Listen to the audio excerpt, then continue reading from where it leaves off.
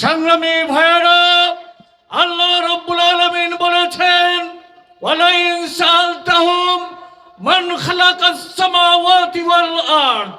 আমি যদি প্রশ্ন করি, আল্লাহর যে প্রশ্নটা আল্লাহর ভাষায় প্রশ্ন করতে চাই, বলুন তো কে এই বিশাল আসমান, কে এই বিস্তীর্ণ জমিন সৃষ্টি করেছে?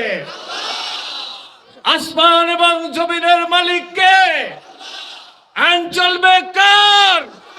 আলা লাহুল খালক ওয়াল আমরে।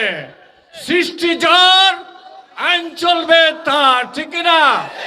54 বছরে এই জাতি আল্লাহর আইন থেকে বঞ্চিত ছিল, ঠিক না? আগামী নির্বাচন ইসলামের জন্য টার্নিং পয়েন্ট। ইনশাআল্লাহ আগামী নির্বাচনে ইসলাম জাতীয় সংসদে ইসলাম যাবে ইনশাআল্লাহ। সংগ্রামী ভাইয়েরা, 54 বছরে জাতির ভাগ্যের পরিবর্তন হয়নি, হয়েছে? যারা দেশ পরিচালনা করেছে 54 বছরে যে 3টি দল, তারা লাভবান হয়েছে ব্যক্তিগতভাবে।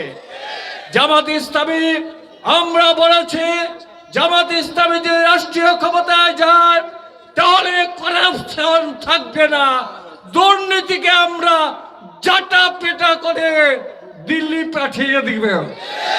দিল্লি থেকে যায় নাই, দিল্লি চলে গেছে।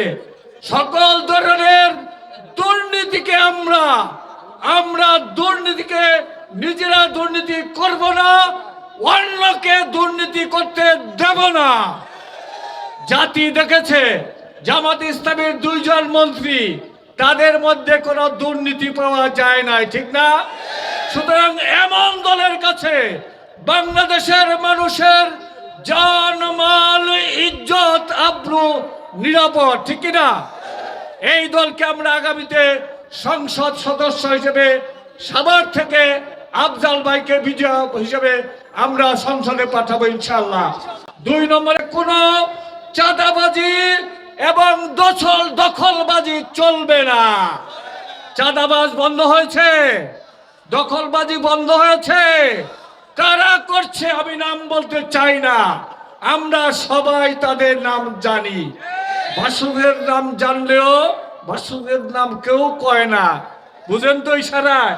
যারা করছে আমরা তাদেরকে ব্যালটের মাধ্যমে না ভোট দিয়ে ব্যালটের মাধ্যমে তাদেরকে প্রত্যাখ্যান করবে ইনশাআল্লাহ।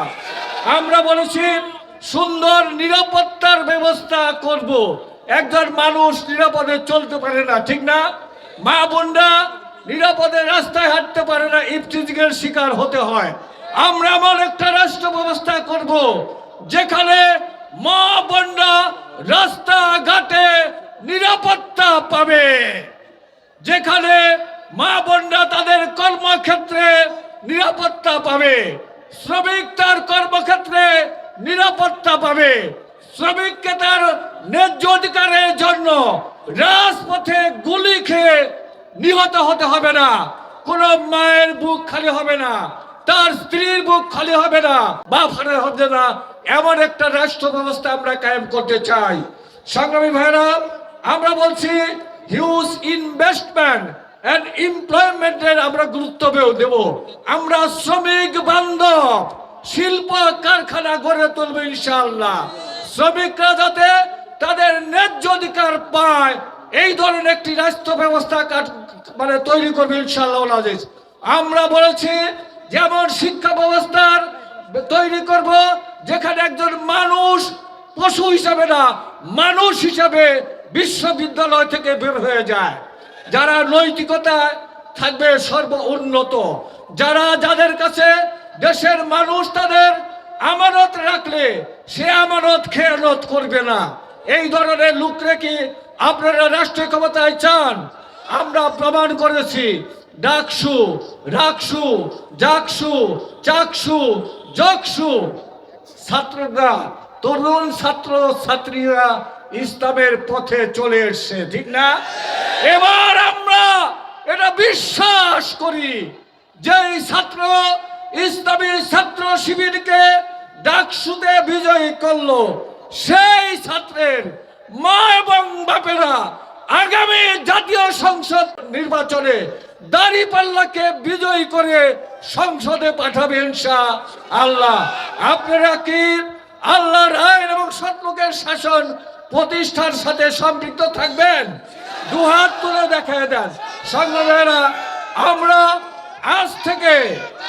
আজ থেকে নির্বাচন পর্যন্ত এক মুহূর্তের জন্য আমরা বিশ্রাম নেব না।